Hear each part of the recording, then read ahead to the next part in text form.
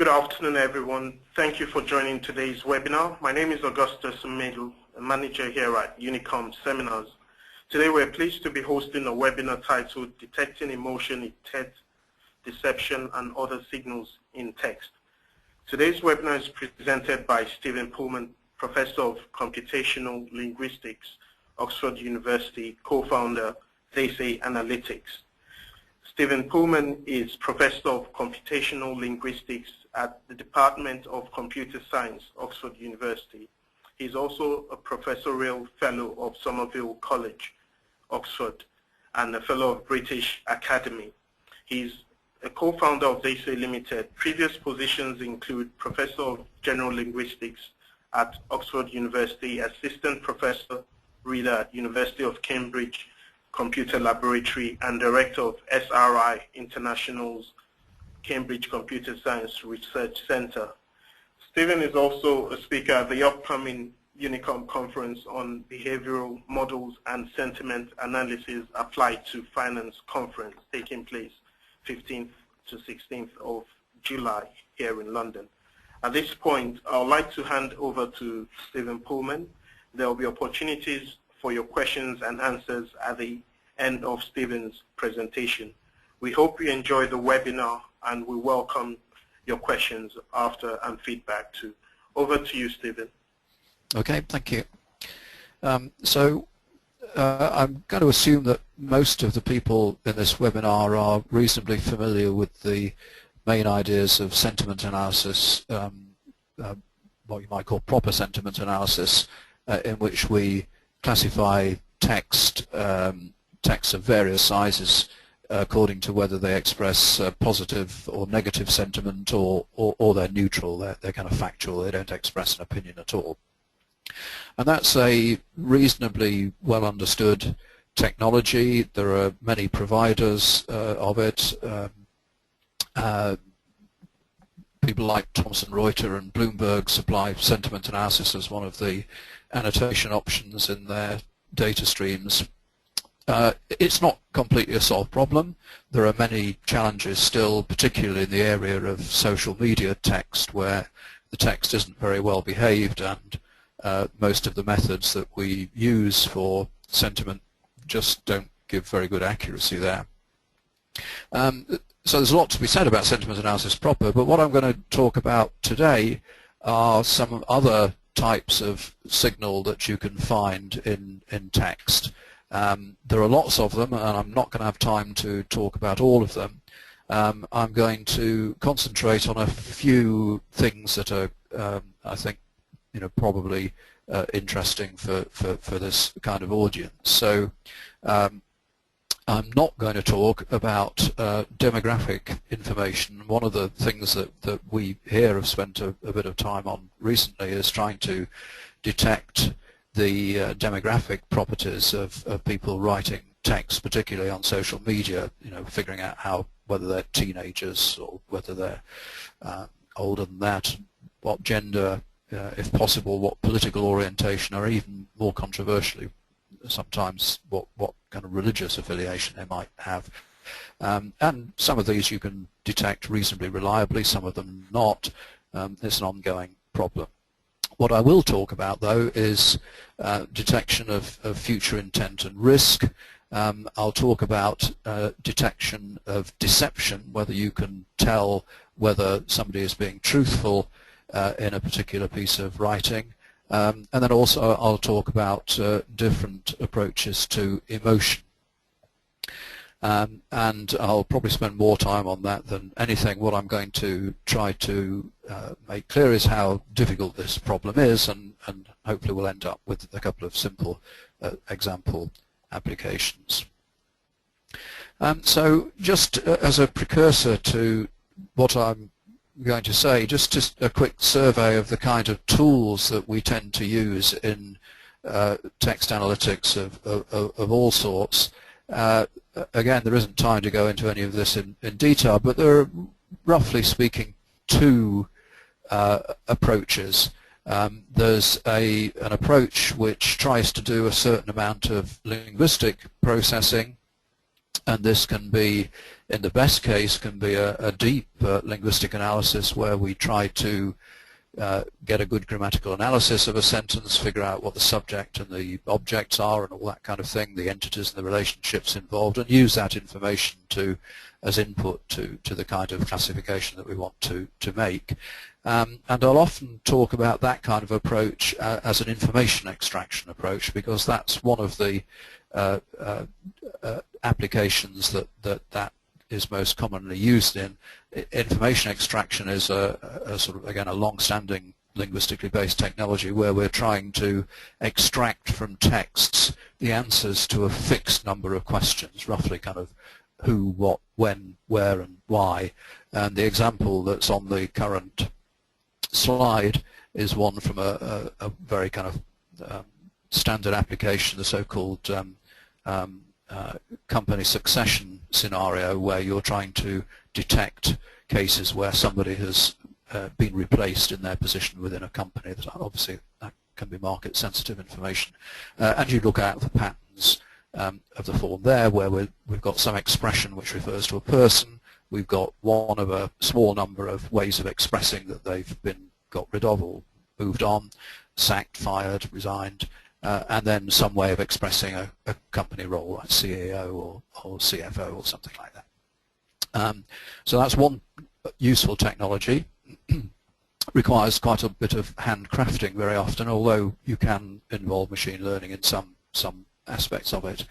And then a kind of slightly more straightforward approach, what I've called here machine learning methods, where we try to train a classifier which we do using some data that has been annotated by human experts.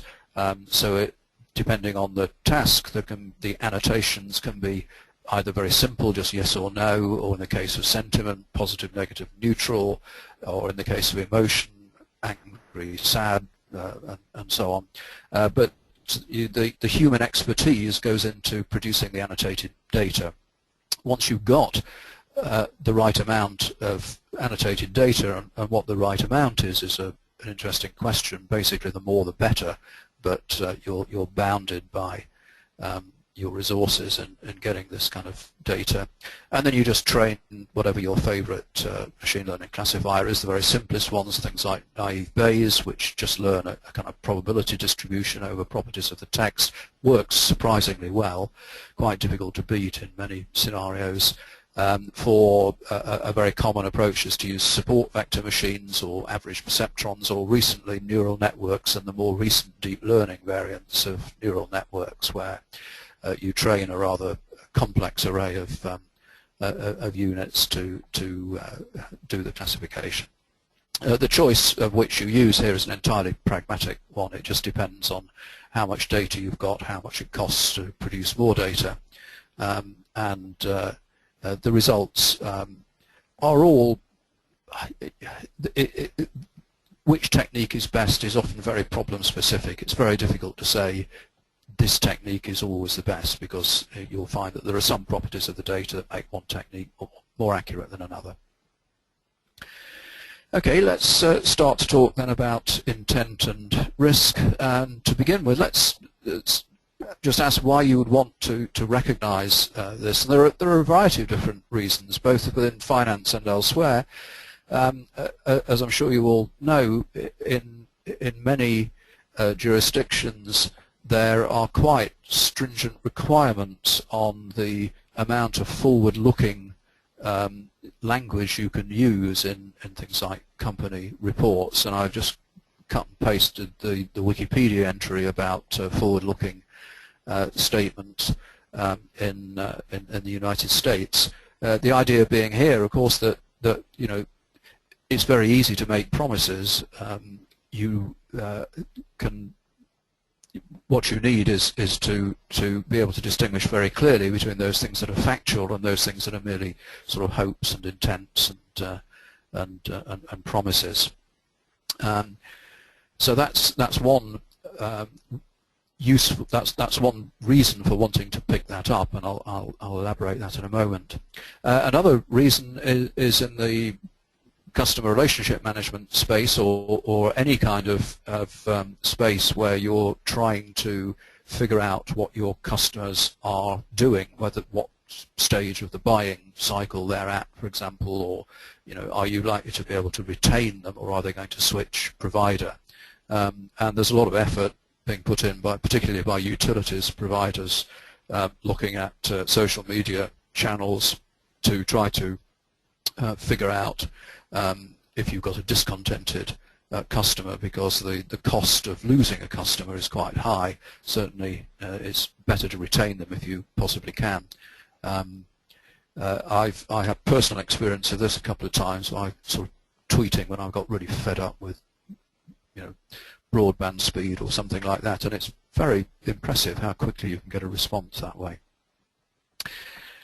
So being able to detect those things is quite useful, but it's quite difficult. In terms of the technologies used, it's quite difficult to use machine learning techniques for this for intent and risk detection, because there aren't any large corpora around to train such a system on, and it's also quite difficult to get one which has the right properties, because if you take a random sample of texts off the internet, you'll find that actually there are a relatively small number of sentences expressing risk and future intent, and a very large number that don't.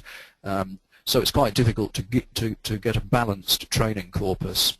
Otherwise, you'll end up just predicting that there's no risk or intent all the time. A number of people, the reference given here is to the work by Chen and Liu. There's a URL at the bottom if you want to look at that. They used a technique called transfer learning, where basically you move properties of one corpus to another to get corpora in specific domains, particularly people wanting to buy, who'd expressed their intention to buy a camera or a smartphone, and got a kind of annotation for those and trained classifiers, and got, as I said, somewhere between 60 and 80% classification accuracy, which is not bad. I mean, it's obviously sort of 50% would be an approximate baseline. What they found in some ways was quite disappointing, that training a classifier on sentences about cameras doesn't give you terribly good accuracy on sentences about smartphones, or vice versa, that you do best by having domain-specific corpora, which is a pain, because that means that there's just more work. You can't transfer the results you've got from one domain to another very, very usefully. The other way of treating this kind of detection, and the way that we do it, in fact, is to treat it as a kind of information extraction problem, because actually there aren't that many ways in which people express future intent or things like risk.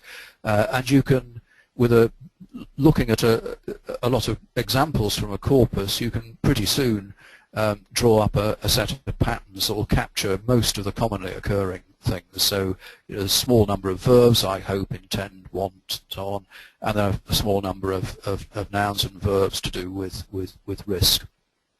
And building a system like that it's just hard graft. You just have to get something up and running, try it on some data, see where it gets it wrong.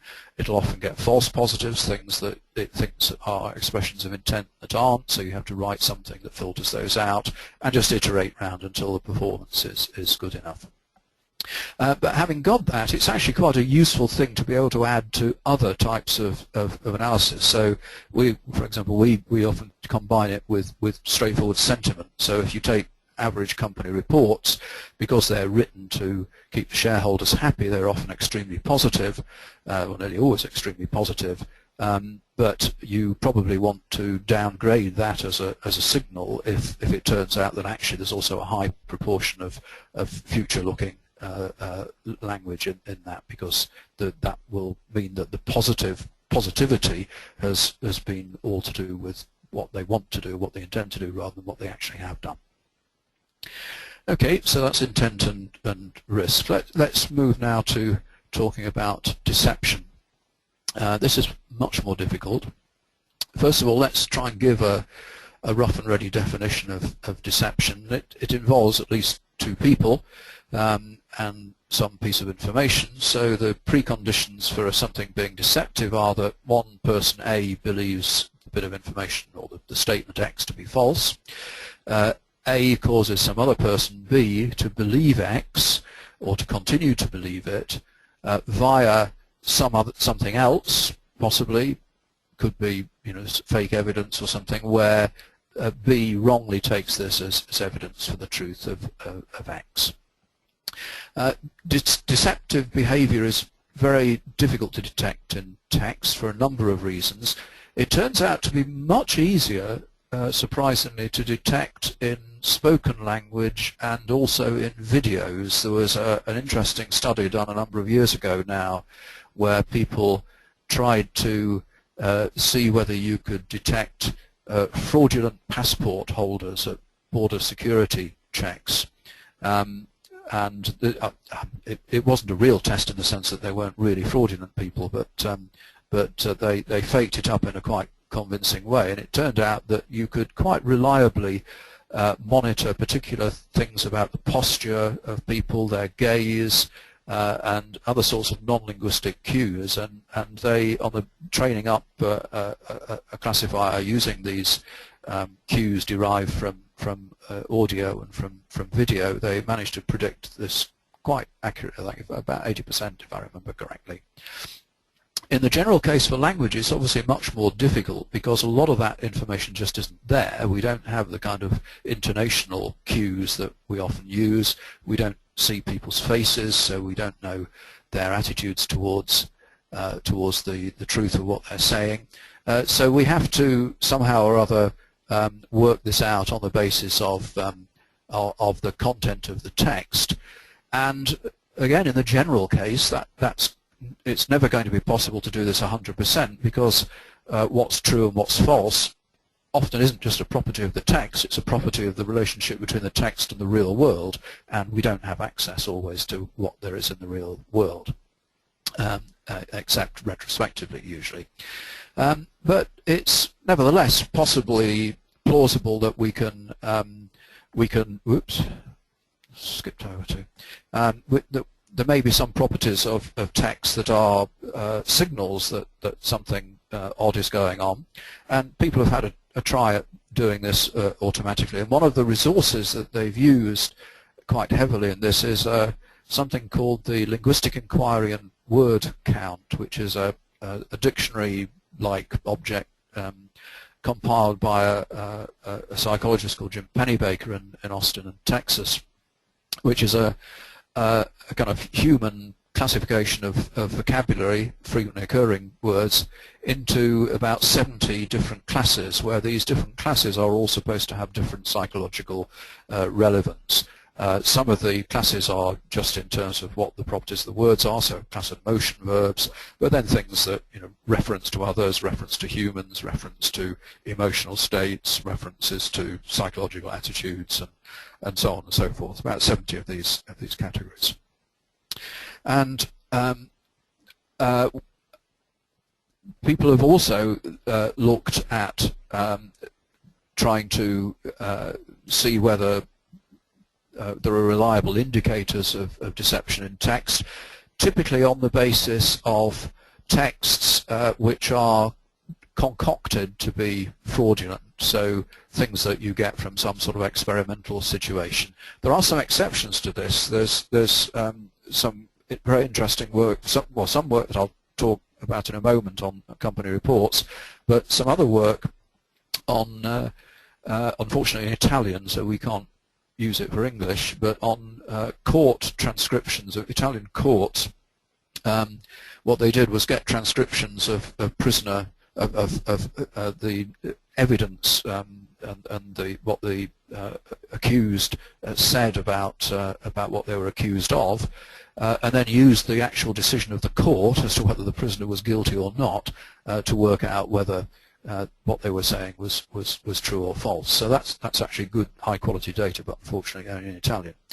Other people have again had simulations to try to get this kind of data. So the group around Zhu and Burgoon, who are in, if I remember right, in Florida somewhere, set up this task where people were asked to imagine that they had survived a plane crash in the desert and that they were having to decide which items that they could retrieve from the aeroplane would be most useful, and they did this over email basically. And some were told to were told to do it truthfully and some not. And what they discovered there was that if you looked at the messages sent by the deceivers, that they typically were more informal. They used fewer first-person pronouns. They used a smaller range of different words for the same thing. There was more positivity than there was for the truth tellers, for the deceptive thing. Of course, it's not hard and fast. And if you look at the examples that I've got there, there are two. One of these is a deceptive text and one of them is not. And maybe you'd like to try to guess which is which now and give me your answer later at the end of the seminar. So what they found then was that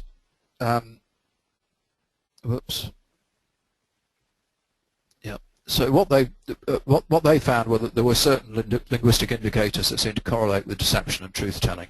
Another experiment by Rada Mihalcha, who's a former student of mine, a student now an academic in Michigan. She and her colleague collected via the Amazon's Mechanical Turk system a corpus of texts where people were asked to write a paragraph about various different topics. Actually, these are quite kind of emotionally loaded topics, of course.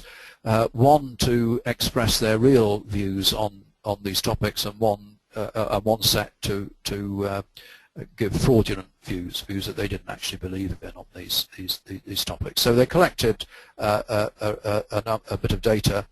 They're not a huge corpus, but enough to be going on with, and they trained various classifiers, a naive Bayes and a support vector machine, on each of the 3 data sets for each of the topics, getting an average of about 70% accuracy.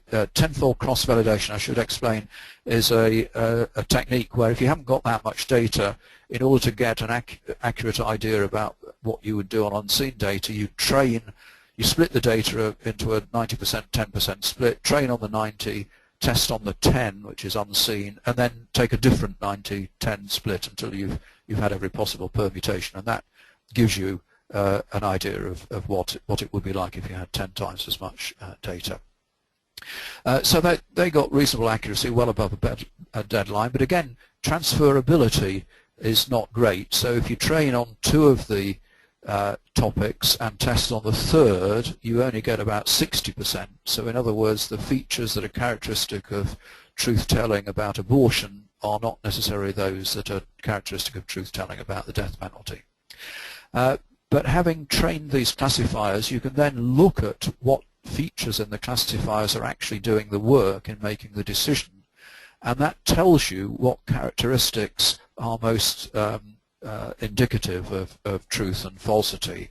And what they found, again using the Pennebaker categories to define the classes of words, what they did was to compare the relative percentages of occurrences of words of the different types in the true and false categories. And what they found is in the table there, that things that are very highly correlated with false statements are use of metaphor. These are the Pennebaker categories. They don't always map on very sensibly, I think, but things like God and hell and sacred. Second person language like you and yours, and others, and language anything other than first person really, so third person things she, her, him, reference to humans, and expressions of certainty, whereas in the true people there was a lot of expression of optimism, a lot of first person language, a lot of, if you like, non-other things to do with, things that are correlated with you, friends and companions, stuff to do with yourself, and also what Pennebaker characterizes as insight, but I would think more here, expressions of not complete certainty, so believe, think and feel. They're ways of saying, well, you think this right, this is right, but you're not, you're not 100% certain of it.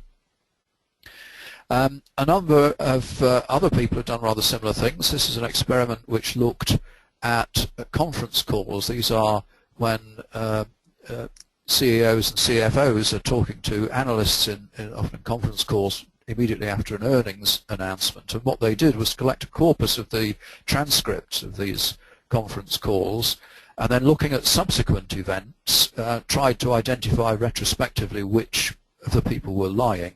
And what they did here was just use, I think, their kind of experience that they, if a month or two later there's some unexpected discovery of accounting irregularities like there was with Tesco, for example, a while ago, or people need to restate earnings, or they sack their accountant, then it's reasonably clear that something was not quite right with the original conference call. So they use the Pennybaker categories to derive features for a classifier and train the classifier on these features. So these things like whether you're using first-person language, whether it's positive or negative, whether you're got expressions of certainty and risk, and they were able to get up to about 66% accuracy, which is again better than baseline.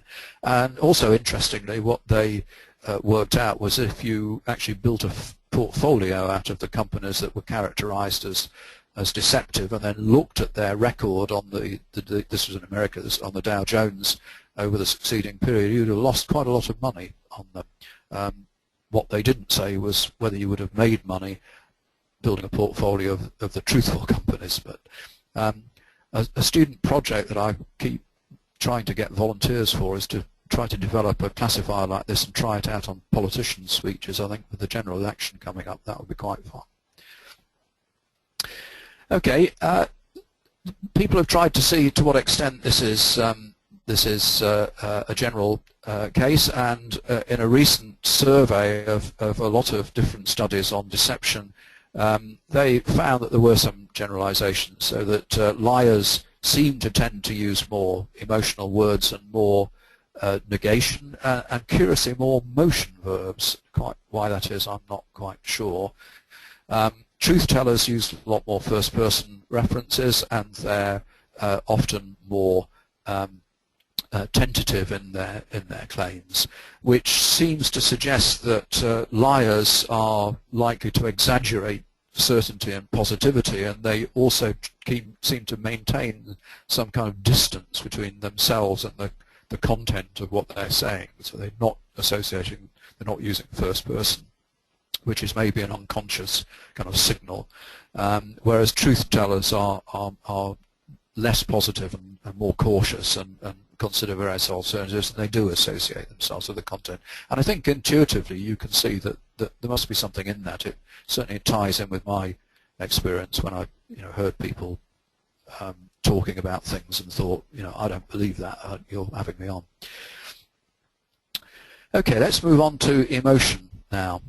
Emotion is a very interesting and complex topic, as I discovered a year or so ago when we started to work on this. To begin with, there's a huge variety of different approaches to classifying emotion out there in the literature.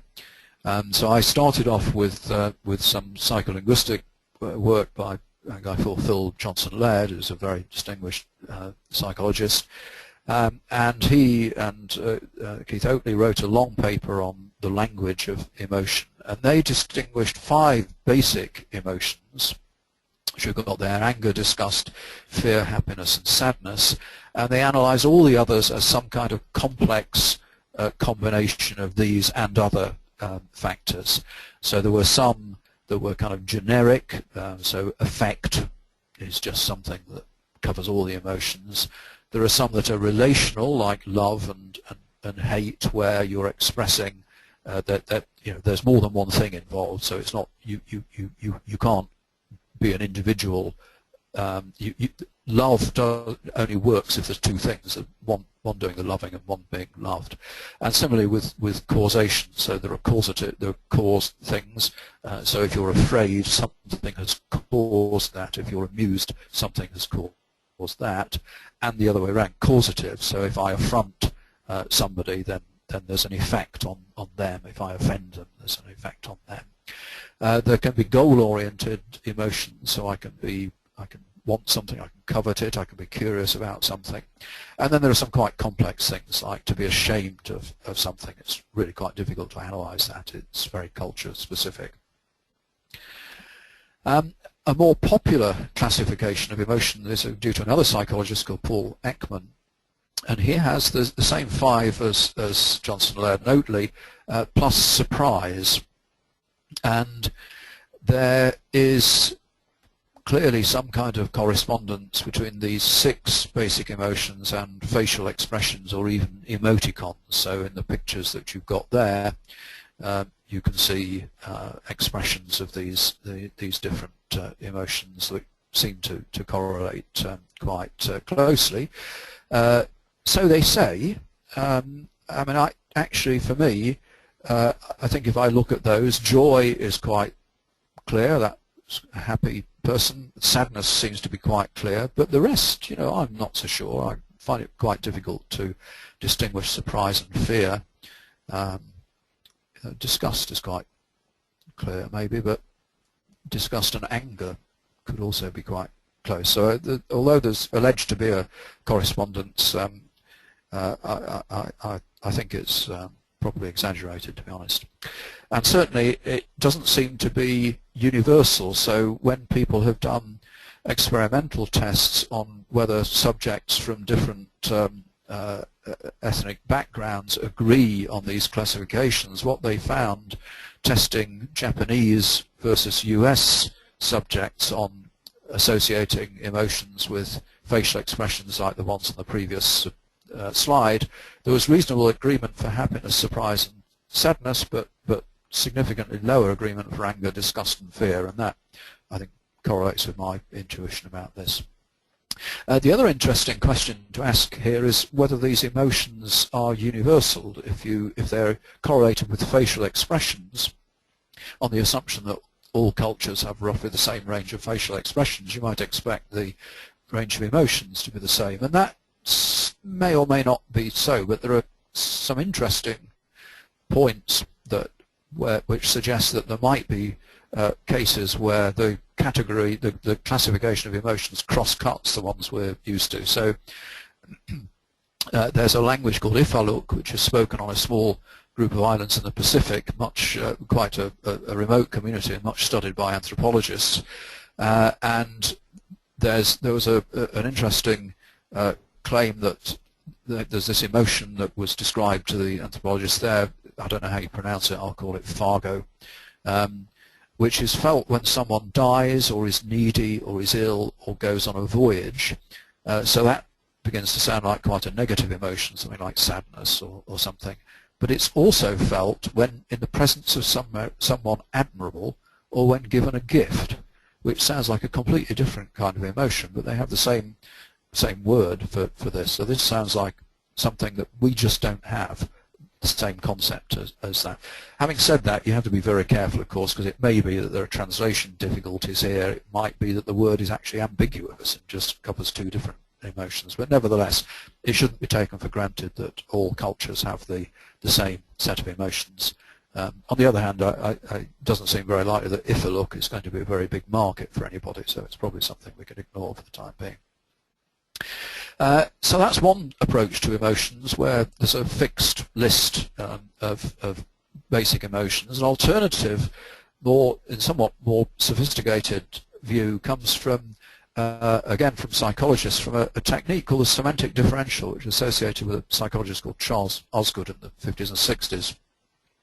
And what he did was to try to develop ways of characterizing the meanings of words in terms of where they fit within some multidimensional space. And they get the multidimensional space by taking opposites like strong and weak, decisive, indecisive, lazy, industrious, and so on, and asking people whereabouts on that scale they would see a particular word as falling. So, for example, if you take a word like horse, you'd probably say it was closer to strong than to weak. you'd probably say that it was closer to active than to passive and closer to industrious than to lazy. Good and bad, it's not clear how relevant that is, and so on. But you get the idea that you try to place the word on a point on those scales, and you can use a variety of different scales, words, semantic dimensions there.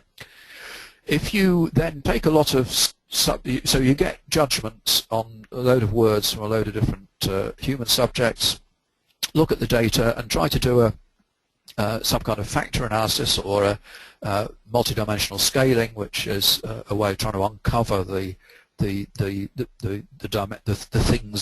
that generate those observations.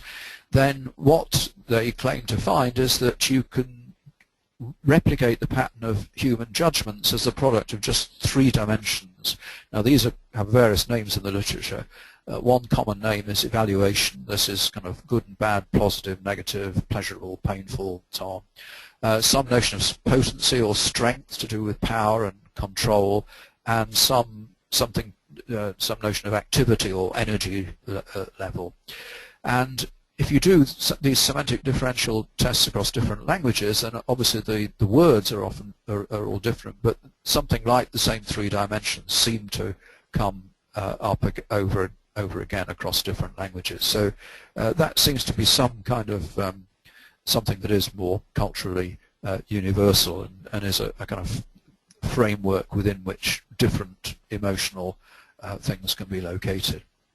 An alternative version of this is the so-called PAD, pleasure, arousal, dominance, which is again rather kind of similar, and which also seems to have some support for occurring across languages. And then there are a whole range of things from the personality testing, the psychometric literature. So one that's used, and actually has been used in financial applications, is the so-called profile of mood states, where you ask people to rate how they score along all these different dimensions. So along the friendly dimension, have you felt not at all friendly, a bit friendly, very friendly, and so on for all of these things.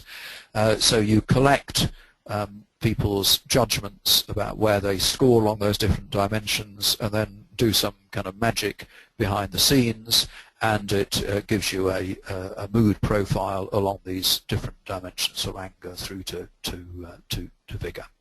I don't know what to make of these things. You may have seen some things in the press recently about the Myers-Briggs personality test and how it's all snake oil. Who knows? Okay, let's talk. So that's one of the difficulties then about emotion, is just what theory do you take? In practice, most people who try to do it in computational linguistics have taken something like the Ekman emotion labels, the 6 emotional labels. And typically people have tried to treat this as a classification task. So here's, and one of the first things you try to do in developing some kind of classification task along some dimension for machines is to see whether people can do it, because if people can't do it, you're not going to be able to get a machine to do it. So again, the same person, Rada Mihalcea, and her colleagues did some work on this by getting a smallish corpus of news headlines from various places, getting 6 annotators to try to attach one of the 6 emotional labels to each of these headlines. So we've got anger, disgust, fear, joy, sadness, and surprise. And then you look at the correlation between the annotators to see, did they all agree that did they all assign the same label to the same piece of text? And what you find is that there is agreement. So here the scale goes from -100 to +100, so anything in the plus is some kind of agreement, but you'll see that there's quite a variety of levels. So surprise didn't evoke high agreement, sadness did, and fear did, and joy, and there's quite a range, and that's kind of characteristic of what everybody has found, that some of these emotions are easier to agree on than others. If you then try to train a classifier, now that's two too small an amount of data in the previous slide to do that with. So they looked at various blog posts. I'm not familiar with this myself. There's something called Live Journal where people can write about how they're feeling, and these things are annotated as to, you know, I'm happy today, I'm surprised, and so on. So that the labels are there for you. As you'll see, the number of blog posts also varied a lot. So there are lots to do with joy and sadness, very few to do with disgust. And if you try to train a classifier on the basis of data like that, you get really bad results. So if you look at the F-score column there, that's you know, that's way too low to be useful. You're just not. It's clear that there's not a very good signal in that particular data. And I was puzzled at this because you'd think that if people are choosing their own label to describe what they've written, they would be accurate in the emotional mood. But I used a topic model. It's a thing called a latent Dirichlet allocation. This is a way of finding what topics are represented in a bunch of different documents. So I asked it to find 6 different topics which I'd expected to correspond to the 6 emotions. And what it found, here are the words characteristic of them, sorry, there's quite a bit of bad language in the first column, was really only found 5. So the 6th column doesn't seem to have anything much in common between the various things. In fact, there's even some junk there with a kind of bit of HTML in there. But anger and disgust, you can see that the words associated with I've assigned these labels, incidentally. So one topic comprised a lot of this bad language, and that seems to correspond to anger and disgust, another to sadness, another to fear, one to surprise, and one to joy. And these are the words that are most closely statistically correlated with those different categories. And that seems to suggest that you shouldn't, you know, there are only 5 different emotions, at least in that particular data set. So it's not surprising that the classifier wasn't very accurate. So how can we do better? How can we get better data, better annotated data, to try to train a more accurate classifier? I should mention a distinction here between supervised and unsupervised learning, which is roughly, in this context, the difference between using annotated data and unannotated data.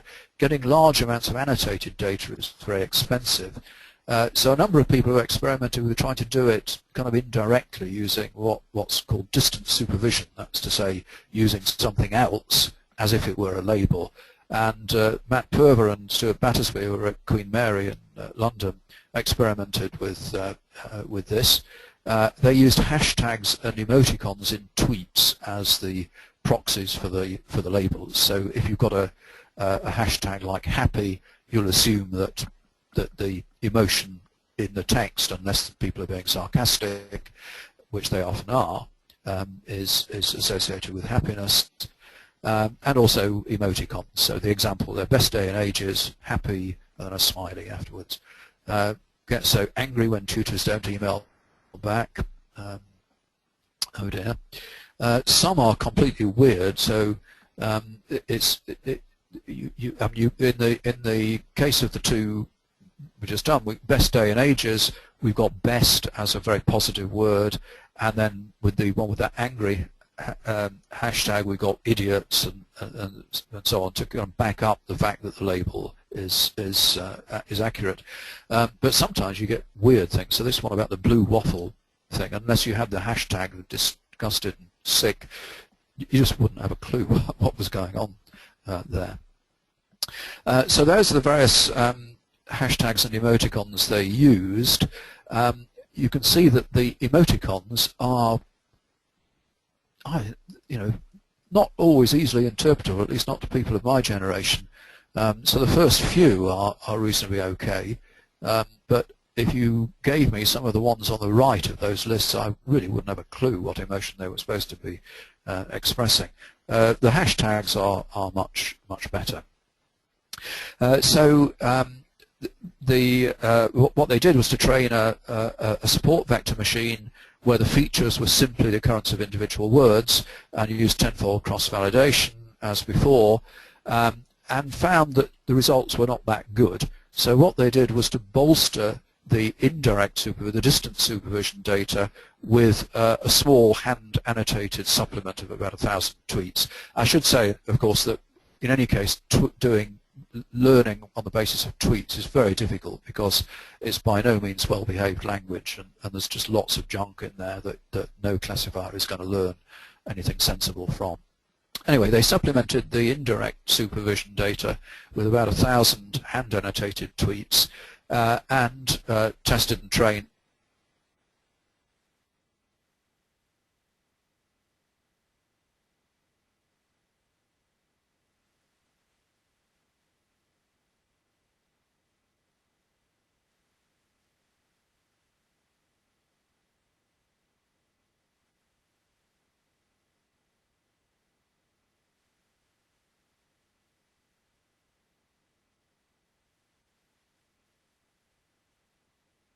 are considerably better than they are for the other emotions, which is again a kind of replication of what people have found in different. So that happy, sad, and angry seem to be easier to recognise than the other emotions in this basis. So the summary of that kind of approach to emotion detection is that it does seem to be the case that hashtags can be useful labels. We do best on happy, sad, and anger. We get different results for fear than some of the earlier work, where the results were better on fear than they were here. And a number of other people have experimented with this kind of thing, as have we. In fact, in Oxford, we built an emotion classifier which gets quite well good enough to. Things are never perfect. We get good enough accuracy for it to be useful. I wouldn't say that we've solved the problem.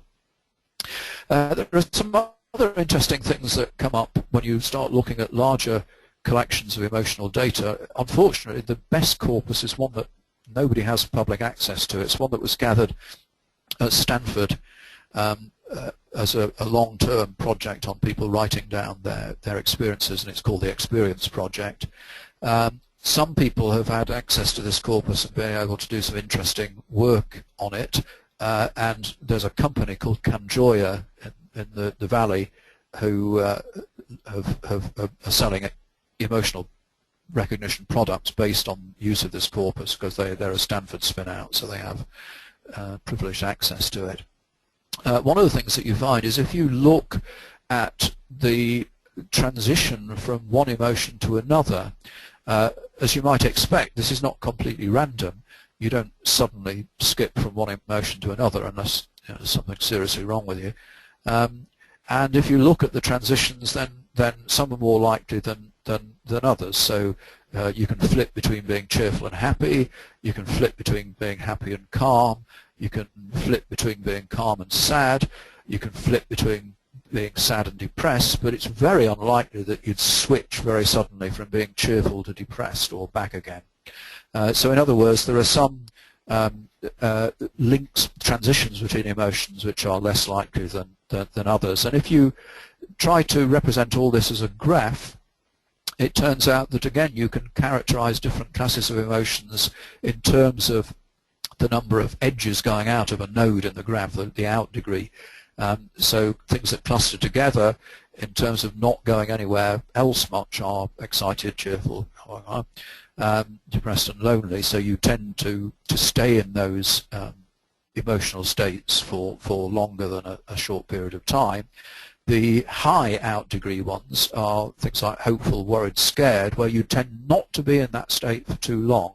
It's difficult to maintain that state for very long. You'll transition to something else, and you also find that some transitions are overwhelmingly likely. So if you're surprised, you'll hopefully be relieved, or if you're scared, you'll become anxious, and so on.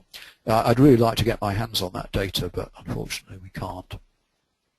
I'm sure you all know that there have been lots of claims about the application of emotional state in investment. There was the notorious paper by Johan Bollen and his colleagues which claimed that you could predict movements on the Dow Jones in terms of the calmness. This was the one of these kind of personality profile things. Richard Peterson, who runs the Market Site blog, again has advocated that detecting different kinds of emotion is a good basis for making investment decisions, and he quotes a nice example during the swine flu panic a few years ago, where at the point at which the World Health Organization declared an emergency, there started to be lots of social media comment about air travel, all expressing anxiety and fear. Got even worse when the WHO declared that there was a pandemic. People start to think, well, you know, nobody's going to travel, so the airlines won't make much money, let's sell off the stock. So Richard bought the stock at 481 and a week later sold it at a considerable profit. He's even claimed at various points that you can correlate different types of emotion with different asset classes. I simply don't know enough about the area to be sure of that. He's a very interesting guy, though. Maybe that he's talking at the conference in London in the summer. He certainly was last year. I found him very interesting to listen to. So just to conclude with a few examples of what an emotion classifier might look like. This is some of the output from ours. We've done a lot of work with various kind of healthcare monitoring organizations where we take transcripts of things from web data and various kind of other things and try to classify them. Clearly the healthcare monitoring industry is very keen to avoid things like another Staffordshire tragedy. So here are a couple of good examples. They're not all as well behaved as this. So this is very positive. The woman on the end of the phone was brilliant, keeping me calm. So we have very positive, calm, happy, and surprise emotions detectable. This is just the first bit of quite a long text. So that we can classify that as expressing a combination of those three emotions in a positive way. Here's a much less happy experience about a lady who had a terrible experience giving birth at a particular hospital, and you can see that there's a very large degree of anger. She's not at all calm, she's expressing fear, not at all happy, not at all fond of things, and unpleasantly surprised. And when you read what she's written there, you can see that that's an accurate description of the emotions expressed. Again, this is part of a much longer text. So that's a kind of an example of the kind of fine-grained classification that you can do in texts like that. It's hard. It's simply the fact that you're trying to find more labels than you are with positive and negative sentiment makes it a harder classification task. We're short of good corpora, but when you can do it, my contention is that it actually gives you more insight and explanation than a traditional sentiment analysis. So, you know, having positive and negative is all very well, but breaking down the positive and the negative into the different emotions that make that up, I think, give you it kind of gives you a better understanding of what's going on. People are also starting now. I said that for deception, the fact that we can't look at the speech signal as a hindrance, and similarly for emotion, but people are starting to try to look at that now. So there's a company called Beyond Verbal who are trying to detect emotion in speech. You can imagine this having lots of applications, for example, in the call center industry. We've used a number of university systems for detecting emotion in speech in various research projects in Oxford, and some of my former colleagues in Cambridge have also been detecting emotion in combination with facial recognition technology, detecting emotion there. And there's a company called Emotion who are selling emotion detection software which works very well, even just on a mobile phone. Very impressive demo. So you take a picture and it will tell you what emotional state is being expressed. So that's the end of my talk. I've gone slightly longer than I intended to, so I'm happy to stop and take any questions that people might have now.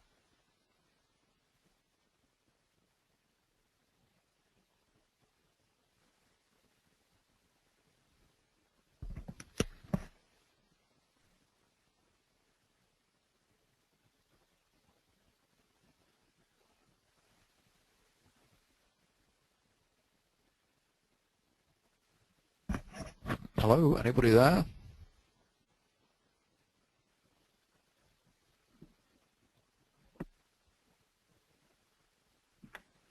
We're waiting for questions, Stephen. Okay. Yeah.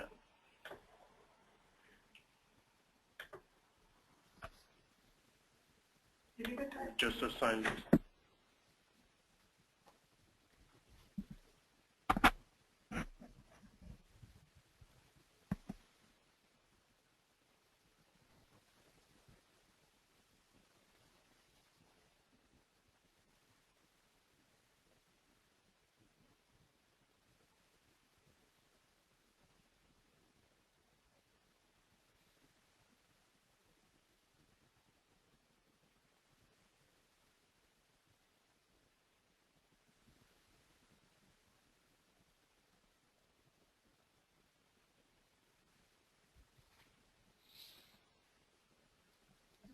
Okay, so the question, what other applications are there outside the finance sector? Well, I've already mentioned the healthcare monitoring application, but also people are using emotion detection and things like brand management. I've also mentioned customer relationship management, but brand management and so on is quite an important area. So you obviously want people to be happy with the products that you're selling or the services that you're selling. But I think for our point of view, I think the healthcare monitoring is really an interesting and kind of socially useful one. And having that kind of fine-grained analysis gives you a much better idea of how to react to problems than just having a simple positive or negative classification.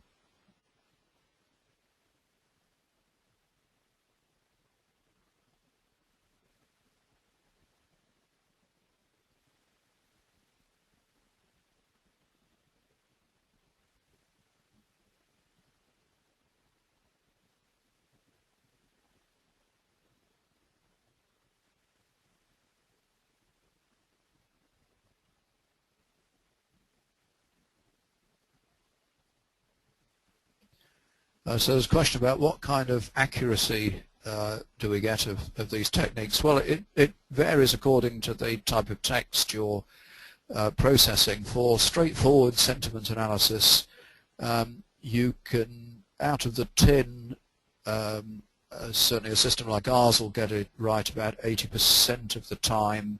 People will agree with each other a little bit more than that. That's for well-behaved text. For things like BBC reports, once you start processing social media like tweets, then the accuracy goes down quite a bit. And as we've seen for emotion, it varied according to the different emotions. So happy and sad you can usually do quite a good job on. For things like surprise and disgust, they're much more difficult to recognize accurately. Going back to other things like intent, because that's you know, you can do quite well on that, because there's the range of linguistic variation involved is quite low. So provided you've done your homework on building the initial set of patterns, you can usually get well over 80% accuracy there. For deception, again, it varies, and there are no good large-scale things on testing. One thing I should say is that when you're getting results for the kind of test corpora that I've described in a lot of these research papers, in a sense they're already filtering things in a way that's not realistic, because for example with the Purver and Battersby work, you already know that one emotion is being expressed, whereas if you've got the prior classification step of does this text express an emotion at all, and then fold that in with detecting what emotion it is, if there is one, then the eventual results would be a lot less accurate. So in some sense those kind of figures from research papers are not always indicative of what you'd get using these techniques out in the field on real data.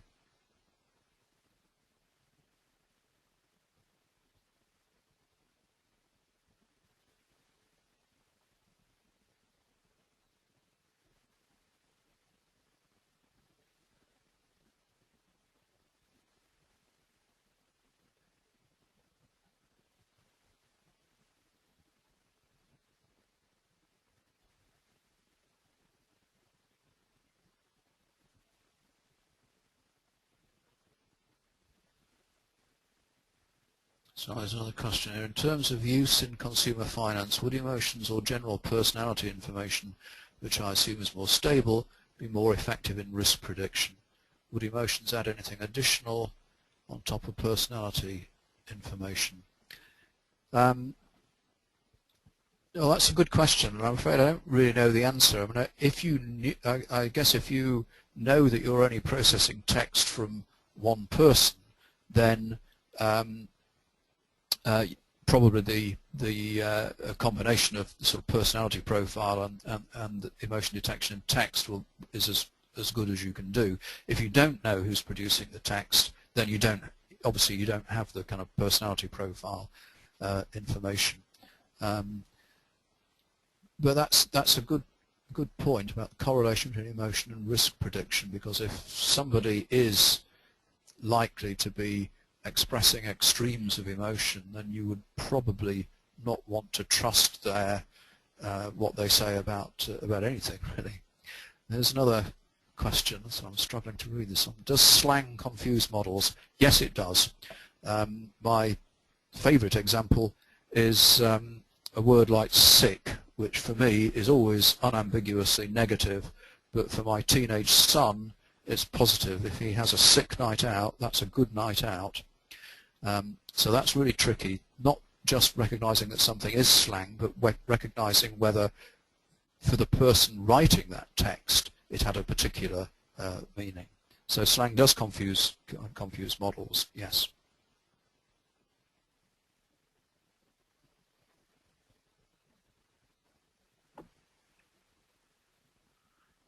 That concludes the question and answer session. We would like to thank Stephen for his brilliant and insightful presentation. Stephen will be speaking at the upcoming Unicom conference, Behavioral Models and Sentiment Analysis Applied to Finance, 15th to 16th of July in London. Find further details on our website, unicom.co.uk. Thank you everyone for joining today's webinar. We will make the recording available afterwards and we'll send you the link. We look forward to your future participation at one of our upcoming events. Thank you.